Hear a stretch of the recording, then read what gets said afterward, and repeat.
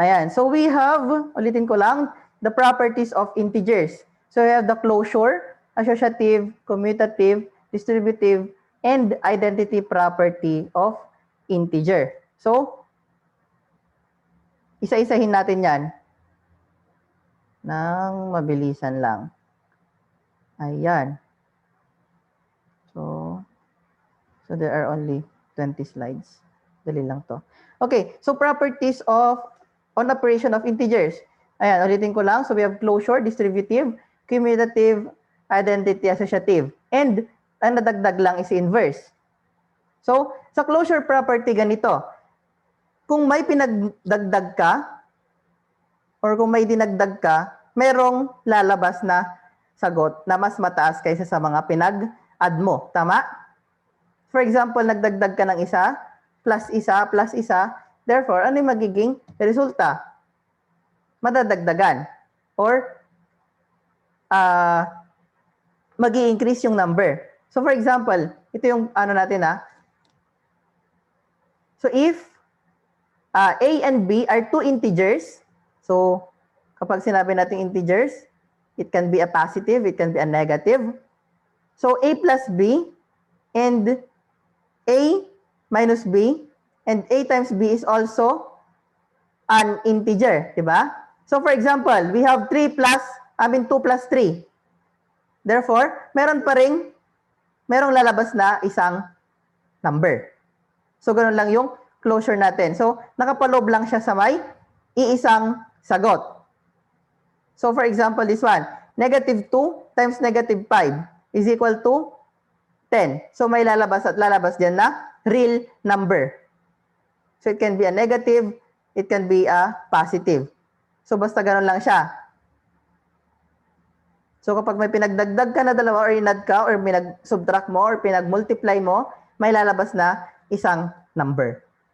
That is the closure property. Sa commutative naman, ayan. So kahit baliktarin mo ba, ang 1 plus 2 at 2 plus 1, 3 pa rin ang sagot? Derek? 1 plus 2, parehas lang bang sagot sa 2 plus 1 kahit baliktarin mo? Yes. Yes. So kahit baliktarin mo tong dalawa na to, motorcycle plus bike and bike plus motorcycle, isa pa rin lang yung lalabas sa sagot. Equal lang sila. So that is the commutative property. So changing the order of two numbers are either being added or multiplied does not change the value. Diba? So for example, 2 plus 3 is equal to 3 plus 2. Kahit balik-baliktarin mo yan, pares pa rin sila na magiging, yun na yung magiging sagot. Diba? Hindi naman kahit binaliktad mo, mag-iiba na yung sagot niya. So that is the commutative property. So changing the order of two numbers are not or does not change the value of it. So that's the commutative. Pero kapag closure property, ulitin ko lang yung closure kanina, basta kapag may pinag-add ka na dalawa or pinag-multiply or pinag-subtract, may isang sagot na lalabas. Ito naman sa commutative, kahit nabaliktarin mo yung integers na yan, same pa rin yung magiging sagot. So it's either addition or subtract or multiplication. Pero kapag subtraction yan, pwede bang mabago? Sir. Ha? Pwede bang mabago? For example, 2 minus 3. No. Pwede bang mabago? Mababago ba siya kapag 2 minus 3? And then 3 minus 2?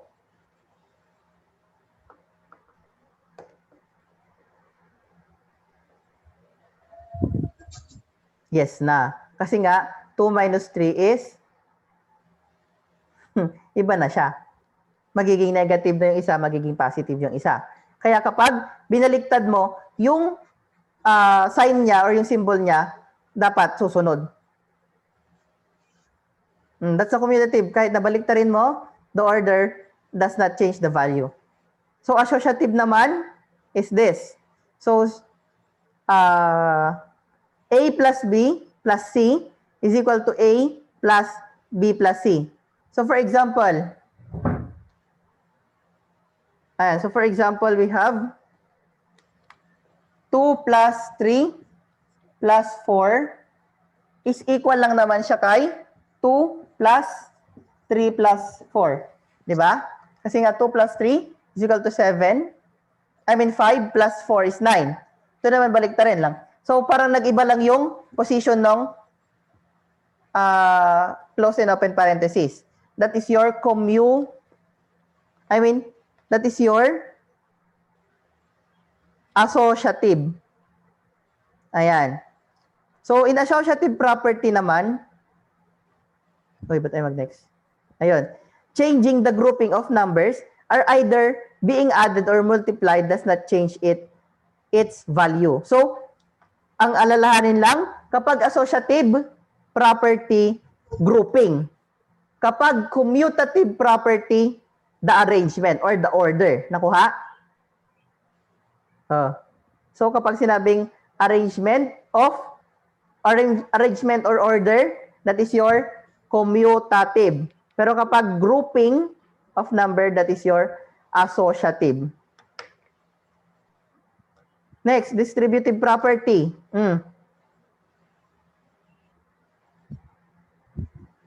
So, in distributive property naman, when two numbers have been added or subtracted and then multiplied by a factor, the result will be the same when each number is multiplied by the factor and the product are then added or subtract. So, ganito lang example natin sa distributive property. For example, 2 times 3 plus 4 is equal lang siya kay 2 times 3 plus 2 times 4. So, ang ginawa lang natin is dinistribute lang natin siya. So, 2 times 3 and 2 times 4. That is the distributive property. Magiging same pa rin ng sagot. Kasi nga, 2 times 3 is 6 plus 2 times 4 is 8. Ganun lang rin siya. Same lang dito. 3 plus 4 times 2. Pares lang sila. Nakuha? So, that is the distributive property. Next is we have identity property. So, kapag tinanong ka, ano yung identity property ng addition? Ang sasabihin mo is 0. Kasi kahit na anong idagdag mo na number sa 0, yung number na idinagdag yun pa din ang sagot. Tama? For example, 0 plus 1, ang sagot is 1. 0 plus 10 is 10, di ba? So kahit anong idagdag mo, that is your addition. Identity property of addition. That is your 0. Pero kapag multiplication naman, sasabihin mo is 1. Bakit naging 1? Kasi nga, any number that is multiplied to 1 becomes the same number. Diba? 2 times 1, 2.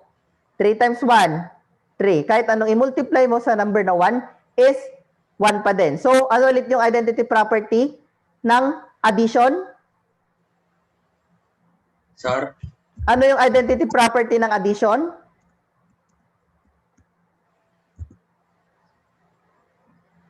What is the identity property of addition?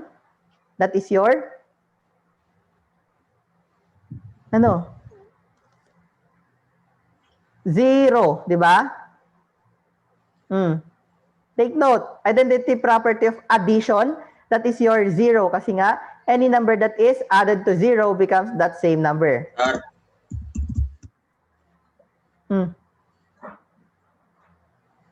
Ayan, so additive identity or identity property of addition, that is your 0. Diba? And identity property of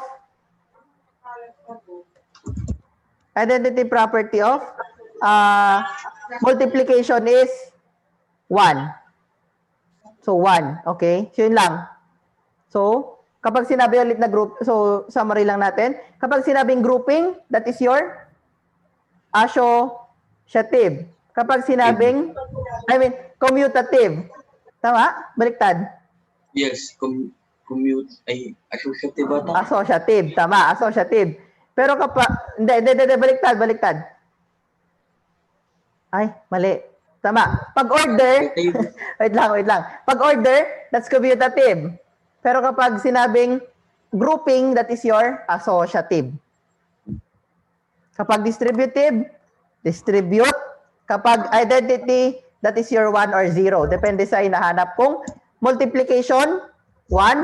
Kapag additive or addition, that is your 0. Nakuha? Yes. Okay, kapag closure naman, kapag nag-add ka or nag-multiply ka o nag-subtract ka ng any two integer, integer pa rin yung Right. lalabas. So meron pa rin isang Yes. lalabas. Yes? Kahit na 0 yan, integer pa rin siya. Okay? Gets? Yes. Okay, so that's it. So that's the properties of integers. I hope naintindihan naman. So see you on Monday. Hindi na nakabalik si Nabil.